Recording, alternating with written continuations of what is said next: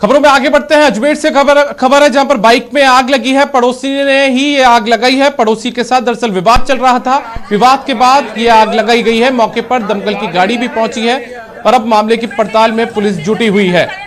तो ये अजमेर की तस्वीर है, जहां पर अजमेर में एक बाइक में आग लगा दी और ये आग किसी और ने नहीं बल्कि पड़ोसी ने ही लगा दी। दरअसल जो बाइक मालिक था उसका पड़ोसी के साथ विवाद चल रहा था।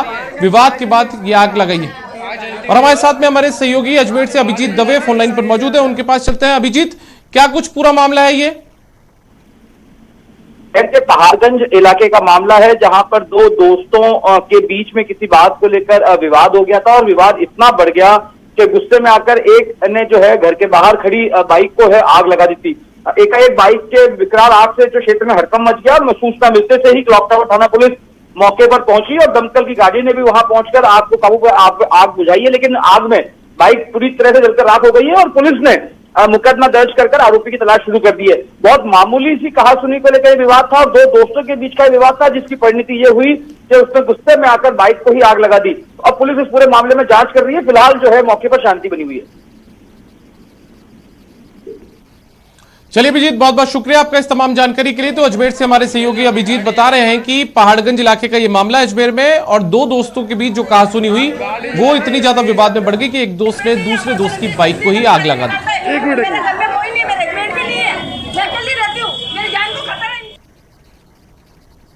सवाई माधोपुर में एसीबी की कार्रवाई हुई है। डीएफओ 3 लाख की रिश्वत लेते हुए ट्रैप हुआ है। रिश्वत लेते डीएफओ फुरकान अली को ट्रैप किया गया है। बकाया भुगतान के कमीशन के एवज में यह रिश्वत मांगी गई थी। डीजी बीएल सोनी के निर्देशन में यह पूरी कार्रवाई की गई है। तो सवाई माधोपुर में एसीबी की कार्रवाई हुई है। आपको बताएं कि डीएफओ को 3 लाख रुपए की रिश्वत लेते हुए एसीबी ने ट्रैप किया है। दरअसल रिश्वत जो थी वो फुरकान अली ले रहे थे। बकाया भुगतान के कमीशन मांगा गया था भुगतान जारी करने के एवज में, और डीजी जो एसीबी हैं बीएल सोनी, उनके निर्देशन में पूरी कार्रवाई हुई है।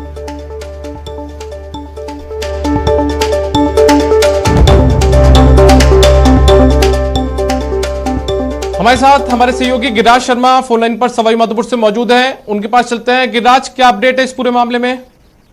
जी देखिए, बड़ा मामला है। सवाई माधोपुर के अंदर चंबल घड़ियाल अभ्यारण्य जो है, यहाँ पर यह कार्रवाई की गई है और जो डीएफओ है उप वन संरक्षक जो है फुरकान अली खत्री, उनको 3 लाख रुपए की रिश्वत लेते हुए गिरफ्तार किया गया है। जयपुर एसीबी की टीम द्वारा ये कार्रवाई अमल में लाई गई है और बताया जा रहा है कि जो विकास कार्य जो किसी संवेदक के द्वारा करवाए गए थे, उनके भुगतान करने के एवज में ये राशि मांगी जा रही थी। जयपुर की एसीबी की टीम को परिवादी द्वारा शिकायत की गई थी, जहां पर जयपुर एसीबी की टीम के द्वारा पहले पूर्व के अंदर इस शिकायत की पुष्टि की गई थी। सत्यापन करने के पश्चात आज इसको रिश्वत की राशि देते हुए जो सामाजिक वानिकी नर्सरी है, यहाँ पर जो घूसखोर डीएफओ है उसको गिरफ्तार किया गया है। जयपुर एसीबी की टीम समूची कार्रवाई में जुटी हुई है। फिलहाल जो कार्रवाई है वो लगातार जारी है और जो इनके जो ठिकाने हैं, जो इनका निवास सरकारी आवास है, वहां पर भी जयपुर एसीबी की जो टीम है वो छानबीन में जुटी हुई है। जी दीपक। चलिए गिरिराज, आप बने रहिए। हमारे साथ में सौरभ गृहस्थी जयपुर से हमारे सहयोगी बने हुए हैं। सौरभ के पास चलते हैं। सौरभ, अब जयपुर, क्योंकि जयपुर की एसीबी टीम ने ये कार्रवाई की है, तो अब आगे क्या रुख जयपुर एसीबी टीम का रहने वाला है? क्या इसके दूसरे कई जो ठिकाने हैं वहां पर भी कार्रवाई की जाएगी? घर पर भी तलाशी वगैरह की जो कार्रवाई है उसका क्या रुख है?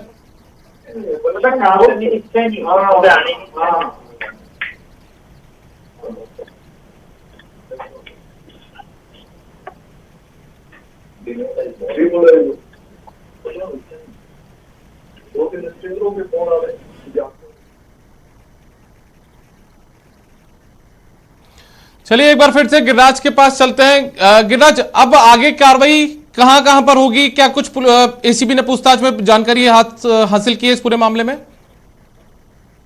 जिन अधिकारियों से हमारी बात हुई है उनका ये कहना है कि ये लगातार जो डीएफओ है विकास कार्यों के एवज में जिस तरीके से जो है भी ये घूसखोरी का जो मामला सामने आया है, जो एसीबी की टीम है वो ये भी पता लगा रही है कि अन्य कौन कौन से ऐसे मामले हैं जहां पर भी भ्रष्टाचार की शिकायतें हो सकती है, जिनमें भी भ्रष्टाचार में संलिप्तता इस घूसखोर अधिकारी की हो सकती है। तमाम जो अन्य जो बिल पास किए गए हैं पूर्व में, उनके मामले में भी पूरी छानबीन की जा रही है। अन्य जो अधिकारी हैं और कर्मचारी हैं कार्यालय में, उनसे भी लगातार पूछताछ की जा रही है। तो इस सारे जो मामले में है, अन्य जो कुछ और जो परतें हैं वो भी खुल सकती हैं, और भी कई जो महत्वपूर्ण राज है वो भी फाश हो सकते हैं। जी दीपक जी, चलिए गिरिराज आप बने रहिए हमारे साथ में। सौरभ गृहस्थी जयपुर से हमारे सहयोगी बने हुए हैं, उनके पास चलते हैं। सौरभ, अब एसीबी का अगला रुख क्या रहने वाला है? क्या इनके दूसरे ठिकानों पर भी एसीबी की जो दूसरी टीम है वो पहुंचने वाली है? क्या कुछ आगे रुख रहेगा एसीबी का?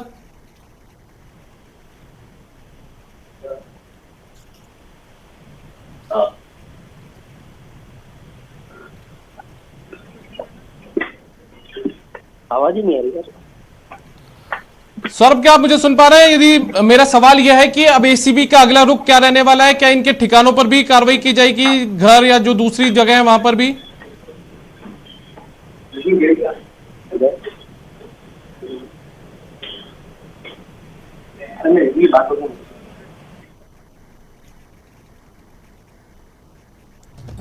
चलिए, शायद सौरभ से हमारा संपर्क नहीं हो पा रहा है। तो हमारे सहयोगी गिरिराज जिस तरीके से हमें बता रहे थे कि शिकंजे में जो डीएफओ है वो है, एसीबी ने उन्हें पकड़ा है, 3 लाख रुपए की रिश्वत लेते हुए दबोचा है। भुगतान जारी करने के एवज में ये कमीशन उनकी तरफ से लिया जा रहा था।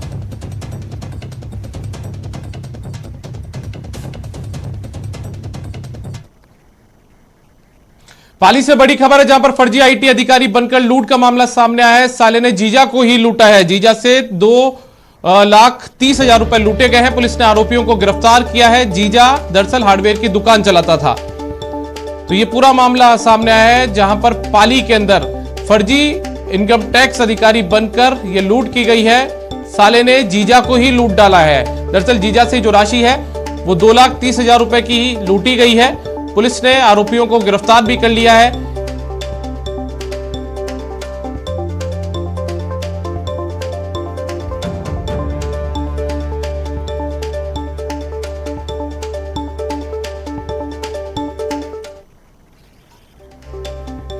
जोधपुर में मासूम हत्याकांड में अपडेट है। हत्याकांड में एक संदिग्ध गिरफ्तार किया गया है। संदिग्ध युवक बच्चे का पड़ोसी है। किडनैपिंग के बाद बच्चे का मर्डर हो चुका था। 3 दिन से ये बच्चा लापता था। खेलने के दौरान ये लापता हुआ था। हत्यारे ने 10 लाख रुपए की फिरौती मांगी थी। जोधपुर शहर में 3 दिन पहले का ये पूरा मामला है। तो आपको बताएं कि जोधपुर शहर में 3 दिन पहले लापता हुए 7 साल के बच्चे की हत्या के मामले में पुलिस ने एक संदिग्ध को हिरासत में लिया है। दबोचा गया जो संदिग्ध है वो बच्चे के घर के पास ही रहता था। खास बात यह है कि हत्यारे ने हत्या के बाद 10 लाख रुपए की फिरौती मांगी थी। अब जो पुलिस है वो हत्या के कारणों को जानने में जुटी हुई है। अभी कुछ इस पे भी नहीं कह सकते कि मोटिव क्या है। एक व्हाट्सएप पे मैसेज जरूर आया था जिसमें 10 लाख रुपए की डिमांड की गई थी। उस व्हाट्सएप नंबर पे भी हमने जांच पड़ताल की और उससे भी इम्पोर्टेंट जो क्लूज हैं, अभी जो सस्पेक्ट जो हमने डिटेन किया है उसी को। और अब बात पाली की, जहां पुलिस ने विवाहिता की हत्या की गुत्थी सुलझा ली है। साथ ही पुलिस ने आरोपी पति को भी गिरफ्तार कर लिया है। पुलिस के मुताबिक मृतका के पति ने ही महिला की हत्या की थी और हत्या को हादसे का रूप दे दिया था। रायपुर थाना प्रभारी मनोज राणा ने बताया कि पति पत्नी के बीच पिछले काफी समय से विवाद था। वही महिला के पिता बाबूलाल कुमावत ने बताया उन्होंने अपनी बेटी की शादी 10 साल पहले ही कर दी थी। तब से ससुराल पक्ष के लोग लगातार दहेज की मांग कर रहे थे और दहेज नहीं देने पर ससुराल वालों ने साजिश के तहत महिला की हत्या कर दी। बहरहाल पुलिस ने मामले में बड़ी कार्रवाई करते हुए हत्याकांड का खुलासा कर दिया है।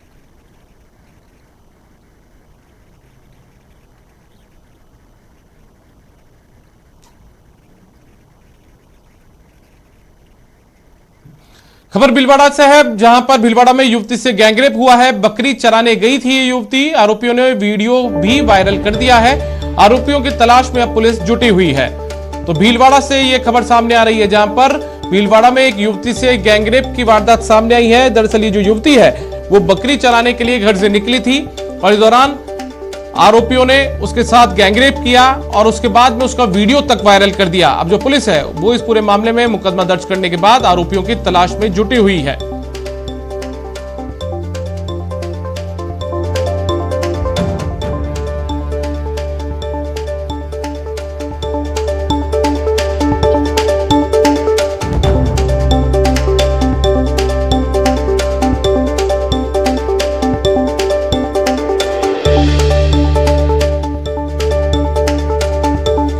सुधर जाने या जेल जाने की जो चेतावनी अपराधियों को दी जाती है वही दौसा के डॉक्टर्स और स्वास्थ्य कर्मियों को दी गई है। क्या है वजह, देखिए इस रिपोर्ट में। भी मेडिकल ऑफिसर्स ध्यान दें, समय पर अपने कार्यस्थल पर उपस्थित रहें। अगर कोई भी मेडिकल ऑफिसर या फिर उसके अंडर कार्यरत कोई भी एएनएम, मेल कंपाउंडर या जीएनएम उपस्थित नहीं है और उनके रजिस्टर में हस्ताक्षर हैं तो इसको एक क्रिमिनल ऑफेंस माना जाएगा और उनके विरुद्ध एफआईआर दर्ज की जाएगी। ये मुनादी मनमर्जी करने वालों के लिए है। ये चेतावनी उन डॉक्टरों और नर्सिंग कर्मियों के लिए जो रजिस्टर में सिर्फ सिग्नेचर करने के बाद अपनी ड्यूटी पर डटे रहना बेवकूफ़ी मानते हैं और वर्किंग आवर्स में निजी काम करते हैं। लेकिन धरती के भगवान कहे जाने वाले डॉक्टरों को चेतावनी देने की नौबत आई कहां? आखिर क्यों स्वास्थ्य कर्मियों को एफआईआर का डर दिखाना पड़ा? सवाल का जवाब इन तस्वीरों में है। दौसा कलेक्टर पीयूष समारिया जब सैतल मोड़ स्थित पीएससी का निरीक्षण करने पहुंचे तो अस्पताल की असलियत देखकर हैरान रह गए। कुर्सियां खाली थी और अस्पताल में सन्नाटा पसरा था। कलेक्टर साहब ने वहां मौजूद डॉक्टर से जब पूछताछ की तो उसका गला सूखने लगा। कलेक्टर साहब का शक अब यकीन में बदल गया। इसके बाद साहब ने रजिस्टर उठाया तो मामला साफ हो गया। पीएससी प्रभारी तारिक हुसैन के साथ अस्पताल का अधिकतर स्टाफ अस्पताल आता ही नहीं था और वो भी तब जब अस्पताल कोविड वैक्सीनेशन का सेंटर है। कोविड वैक्सीनेशन का सेंटर भी है और अन्य सेवाओं के लिए भी ये अर्बन पीएचसी है। तो doctor medical in charge doctor Tariq Hussain absent थे और पूछा गया आसपास के जो कर्मी की वो काफ़ी टाइम से नहीं आते और काम के प्रति उनकी काफ़ी लापरवाही है। और प्रभारी तारिक हुसैन ही नहीं, 3 एएनएम भी पिछले 2-3 महीने से अस्पताल नहीं आती थी। एक लेडी महिला ऑफिसर सुमन शर्मा तो अस्पताल में सिर्फ रजिस्टर में हस्ताक्षर करने आती थी। 3 अतिरिक्त एएनएम्स थी महिलाएं जो काफ़ी समय से 2-3 महीने से उपलब्ध नहीं है और इसके वजह से पीएचसी का सारा कार्य बाधित हो रहा है। इनके साथ साथ एक लेडी मेडिकल ऑफिसर भी हैं सुमन शर्मा, उनके भी अनुपस्थिति है। कलेक्टर ने लापरवाहों के खिलाफ निदेशालय को रिपोर्ट भेज दी है और जिले के स्वास्थ्य कर्मियों को चेतावनी देते हुए एक ऑडियो भी जारी कर दिया है। संदेश साफ है, सुधर जाएं या सुधार दिए जाएंगे, नहीं तो गैर हाजिरी पर गाज तय है। न्यूज 18 राजस्थान के लिए दौसा से आशीष शर्मा की रिपोर्ट। और फिलहाल वक्त एक ब्रेक का है।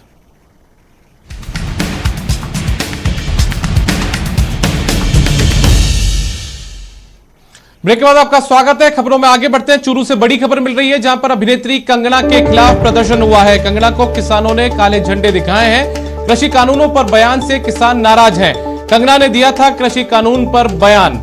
तो अभिनेत्री कंगना के खिलाफ चूरू के अंदर किसानों का प्रदर्शन देखने को मिला है। अभिनेत्री कंगना के खिलाफ किसानों ने प्रदर्शन किया है। कंगना को किसानों ने काले झंडे भी दिखा दिए हैं। कृषि कानूनों पर बयान से किसान नाराज हैं। कंगना ने किस कृषि कानूनों को लेकर जो किसानों पर बयान दिया था उसको लेकर किसान नाराज हैं।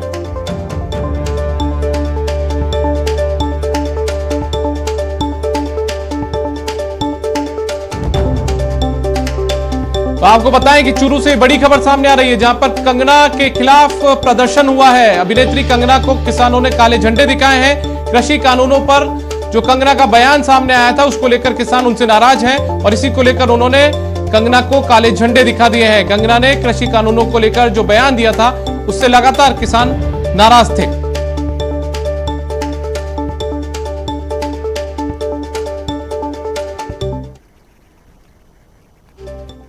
विधानसभा की कार्रवाई शुरू हो चुकी है। प्रश्नकाल के साथ ये कार्रवाई शुरू हुई है। आज प्रदेश का बजट विधानसभा के अंदर पारित किया जाएगा। सदन में सीएम का विधेयकों पर सदन में जवाब भी सामने आएगा।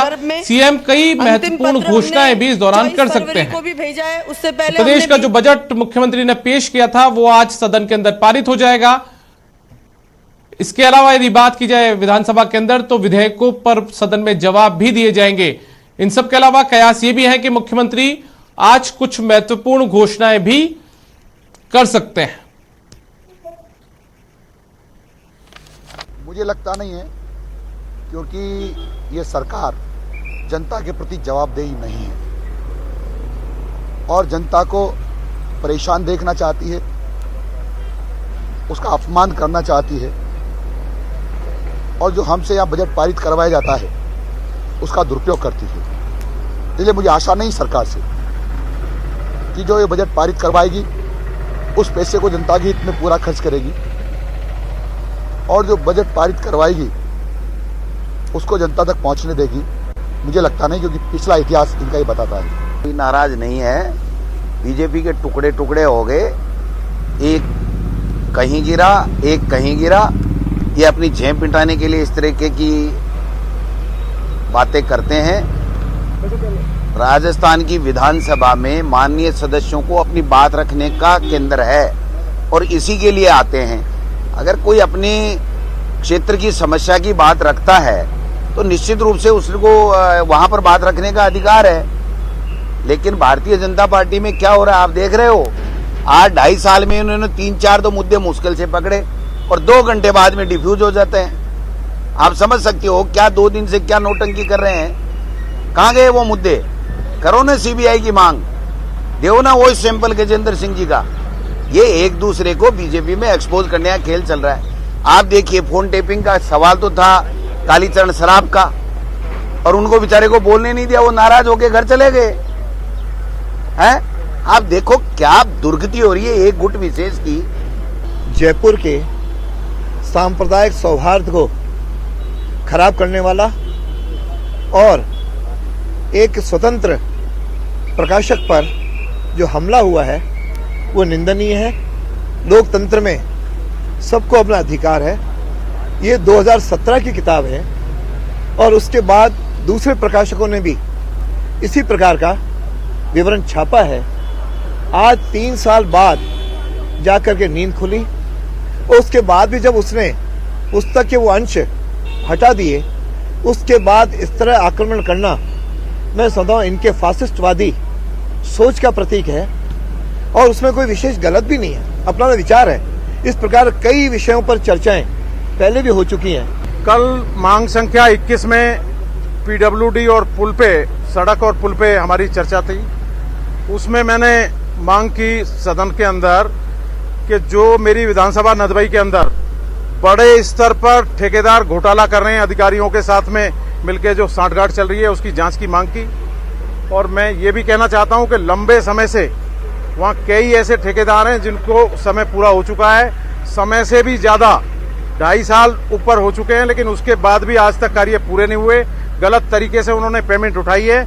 मैं मांग करना चाहता हूं मीडिया के माध्यम से भी कि उनकी जांच होनी चाहिए और जांच होने के बाद में उनको सख्त से सख्त जितना भी उनके खिलाफ कार्रवाई हो सके वो कार्रवाई होनी चाहिए। देखिए, जहां तक मेरी जानकारी में है, कल इस बात को लेकर शहर में बड़ा आक्रोश था और मैं सबसे पहले ये बात कहना चाहता हूं कि जहां तक मेरी जानकारी में है 2014 के बाद और 2017 के बीच में ये राज्य पुस्तक मंडल के जो किताबें हैं उसके अंदर ये एक चैप्टर था, लेकिन 2017 के बाद जैसे ही हमारी सरकार आई इस चैप्टर को उसमें से हटा दिया गया। सवाल के जवाब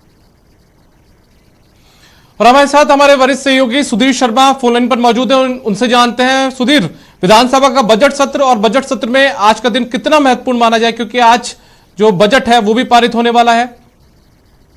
देखिए, आज सबसे महत्वपूर्ण अवस्था है बजट पास होने की, क्योंकि अभी तक अनुदान की मांगे पारित हो चुकी है, बजट की घोषणाएं हो चुकी है, लेकिन जब तक एप्रोप्रिएशन बिल और फाइनेंस बिल यानी विनियोग विधेयक और वित्तीय विधेयक जब तक पास नहीं होगा तब तक अनुदान की मांगे भी एक तरह से पारित नहीं कहलाएगी, क्योंकि राज्य की संचित निधि से धन निकालने का जो अधिकार है वो विनियोग विधेयक देता है और धन कहाँ से आएगा, वित्त कहाँ से आएगा, आर्थिक प्रबंधन कैसे होगा, उसको संचित निधि में पैसा लाने का जो अधिकार है वो वित्तीय विधेयक देता है। तो इसलिए आज सदन के अंदर मुख्यमंत्री अशोक गहलोत, क्योंकि वो वित्त मंत्री भी हैं, इसके लिहाज से वो विनियोग विधेयक और वित्तीय विधेयक को यहाँ पारित करवाएंगे, जो कि साल 2021-22 के धन निकालने और धन लाने का जो अधिकार है वो इन 2 विधेयकों के जरिए हासिल होगा। और आज संभावना से बात की है कि जब वित्तीय विधेयक और विनियोग विधेयक जब पारित होगा उस दौरान मुख्यमंत्री अशोक गहलोत कुछ खास प्रमुख घोषणाएं जो कि अत्यावश्यक होगी वो कर सकते हैं। जिस तरह से पूरे देश में जीएसटी लागू हो चुका है, लेकिन फिर भी राज्यों को कुछ अधिकार है कि वो कुछ टैक्सेस में कहीं कमी कर सकती है और कहीं बढ़ा सकती है। इस लिहाज से आज का जो दिन है वो बजट के हिसाब से देखें तो बहुत ही महत्वपूर्ण रहने वाला है। जी चलिए सुधीर, आप नजर बनाए रखिए। तो हमारे वरिष्ठ सहयोगी सुधीर शर्मा जिस तरीके से बता रहे थे कि विनियोग और वित्तीय विधेयक का सदन में रखे जाएंगे और इस लिहाज से, बजट सत्र के लिहाज से आज का दिन काफी महत्वपूर्ण है।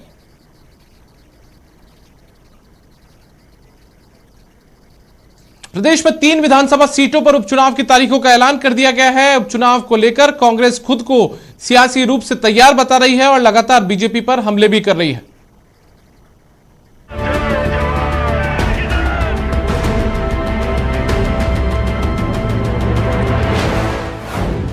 उपचुनाव में जीत के दावे कर रही कांग्रेस, बीजेपी के पास लड़ने का मुद्दा नहीं। विकास के मुद्दे पर मैदान में उतरेगी कांग्रेस। राजस्थान में 4 में 3 विधानसभा सीटों पर होने वाले उपचुनाव की तारीखों का ऐलान कर दिया गया है। तारीखों के ऐलान के साथ ही कांग्रेस सियासी लड़ाई की तैयारी शुरू कर दी है। पार्टी चुनाव मैदान में विकास के मुद्दे के साथ उतरने की तैयारी में है। प्रदेश में गहलोत सरकार के नेतृत्व में हुए विकास और कोरोना काल के दौरान हुए बेहतर प्रबंधन को अपना मुख्य मुद्दा बनाएगी। और राजस्थान में जो ऐतिहासिक काम हुए 2.25 साल में और कोरोना में जो बेहतर प्रबंधन हुआ जिसकी प्रधानमंत्री खुद प्रशंसा कर चुके हैं, तो मैं समझता हूं हमारे पास में हमारे विकास के मुद्दे भी हैं। प्रदेश कांग्रेस बीजेपी पर लगातार हमलावर है। कांग्रेस का मानना है कि प्रदेश में बीजेपी की सियासी जमीन खिसक चुकी है और बीजेपी के पास चुनाव में उतरने का कोई मुद्दा नहीं है। कांग्रेस नेता बीजेपी से साफ सवाल कर रहे हैं कि बीजेपी आखिर किस मुद्दे के आधार पर चुनाव में जाएगी।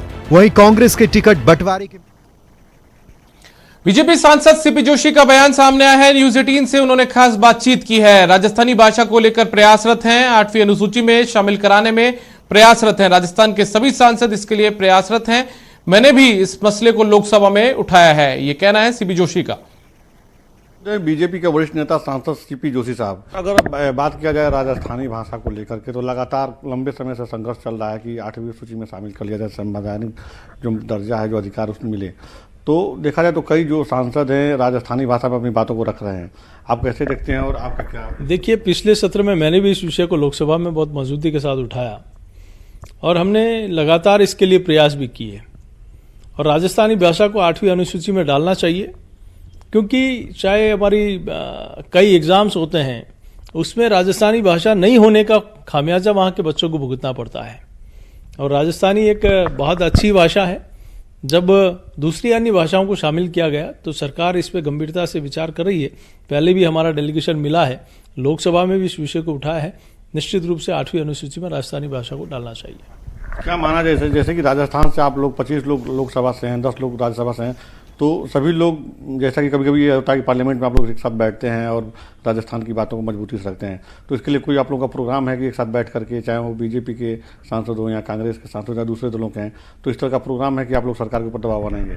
देखिए, दबाव बनाने की वैसे भी सरकार आवश्यक सारे विषयों को, केंद्र सरकार ने इन चीज़ों को पूरा किया है और मैं मानता हूं कि इस विषय में भी सरकार गंभीरता से सोचेगी।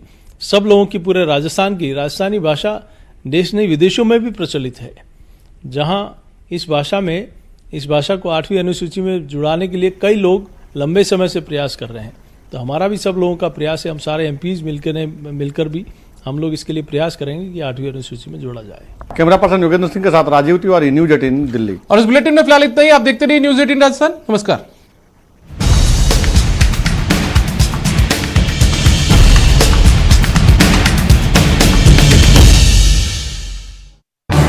इस न्यूज